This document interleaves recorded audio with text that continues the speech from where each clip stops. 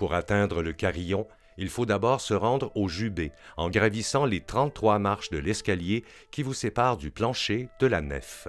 Pour la suite, il ne faudra pas souffrir de vertige ni avoir la crainte des hauteurs, car vous devrez emprunter une échelle escalier de métal de 23 barreaux fixée au-dessus de l'escalier du jubé ouest, jusqu'à la petite trappe de bois qui marque le passage de l'intérieur de l'église à l'intérieur des clochers. Une fois à l'intérieur du clocher, vous vous déplacez sur une étroite passerelle et pouvez observer à votre aise les grosses billes de bois d'une seule pièce qui composent la structure de ce beffroi, car les fenêtres nombreuses offrent un excellent éclairage. Force est de constater qu'à l'époque, il y avait de beaux grands arbres dans les boisés de certains de nos grands-pères. Ensuite, un premier escalier étroit de 19 marches, en bois en direction sud, vous amène 12 pieds plus haut, suivi d'un second escalier, semblable au premier, mais cette fois de 16 marches, vous permettant une ascension supplémentaire de 9 pieds. Finalement, vous devez gravir les 13 barreaux d'une échelle avant d'ouvrir la trappe et toucher le plancher extérieur du clocher.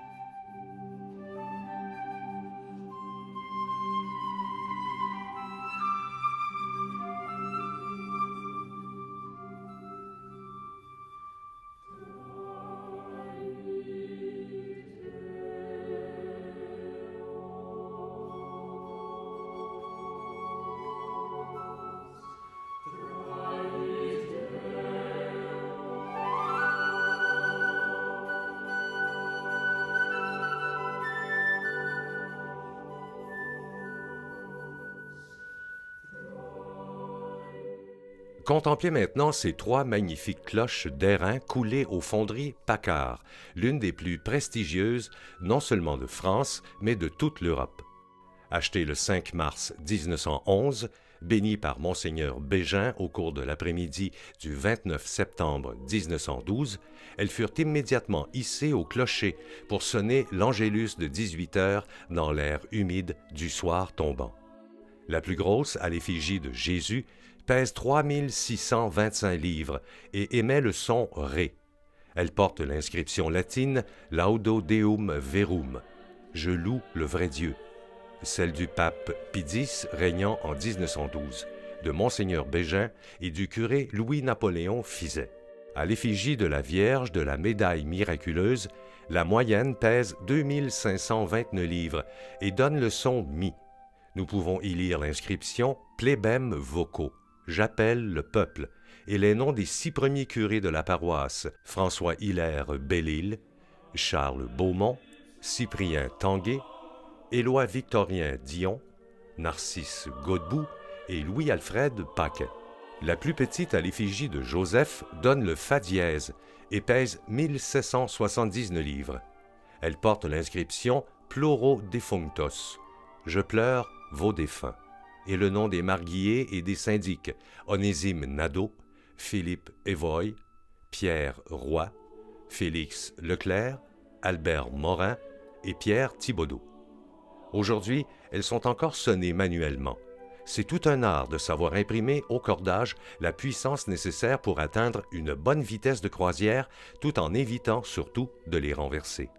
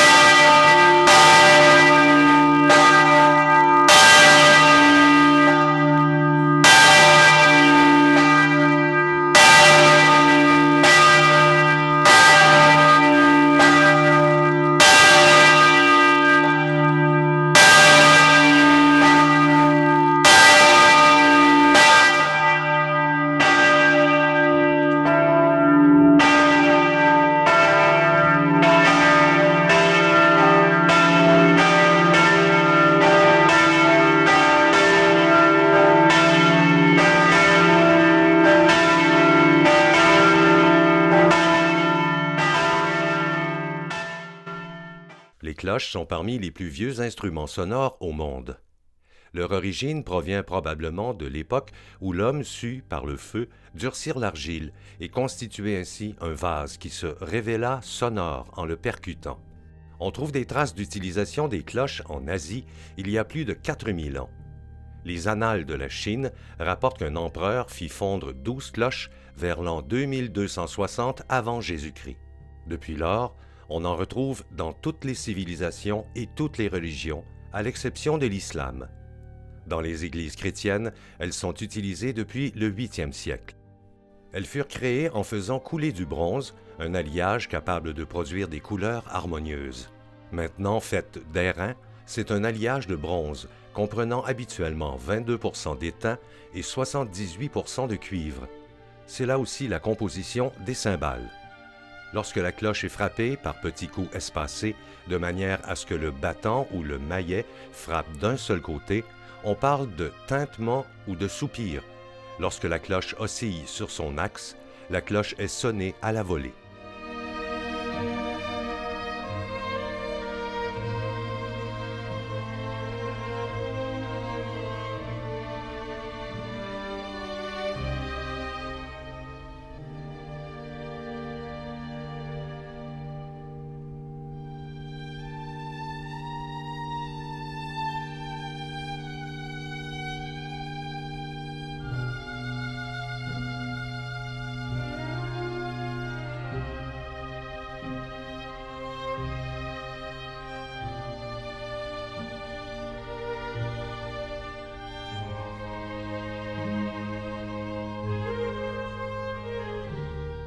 Chaque cloche possède une masse métallique ou de bois qui joue le rôle de contrepoids, appelé mouton.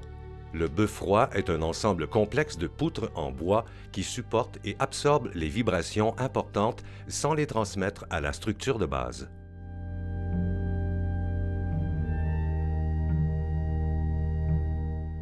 Étape 1.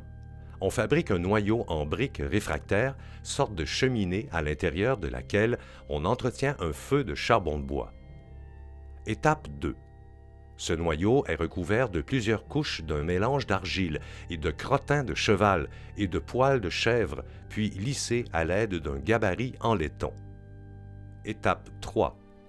Une fausse cloche, composée aussi d'argile et de poils de chèvre, est construite à l'aide du gabarit extérieur. Une fois lissée avec du gras de bœuf, elle reçoit décor et inscriptions en cire, notamment son nom, la date de fabrication et le nom du donateur. Étape 4. La fausse cloche est à son tour recouverte de terre. En séchant, cet enduit constitue une sorte de carapace que l'on appelle la chape. Étape 5. Au bout de quelques jours, lorsque les moules sont bien secs, on les ouvre pour libérer la fausse cloche. Étape 6. Le métal porté à une température de 1180 degrés dans un four y est déversé au moyen d'un canal en briques traversant la fosse. Étape 7. Le lendemain, on dégage la terre. Étape 8. Quelques jours plus tard, on casse le moule, manuellement, avec des sortes de marteaux. Étape 9. Il reste à la nettoyer et à vérifier sa sonorité, que l'on rectifie au besoin en la polissant. L'une des plus vieilles cloches de France est celle de Fontenailles, datant de 1202. La plus grosse de France, nommée la Savoyarde, mesure 3,6 mètres de hauteur, 9,6 mètres de circonférence et pèse plus de 18 tonnes. Elle donne le do dièse. Elle fut coulée le 13 mai 1891 par Georges et Francisque de la fonderie Paccard d'Annecy-le-Vieux. La plus grosse cloche coulée en France est cependant située au Kentucky et est la deuxième plus grosse cloche en volée du monde, 33 385 kg. Celle-ci est appelée la World Peace Bell et est installée dans une tour spéciale du Millennium Monument Company à Newport pour y sonner solennellement le passage des 12 coups de minuit au 1er janvier 2000. La plus grande cloche du monde était une cloche bouddhiste et birmane. C'est la cloche du 16e souverain du royaume. Fondue le 5 février 1484, elle pesait vraisemblablement 300 tonnes. Volée en 1608 pour en faire des canons, elle coula en même temps que le bateau chargé de la transporter. Un projet américain, appuyé par le gouvernement birman, est actuellement à l'étude pour la renflouer.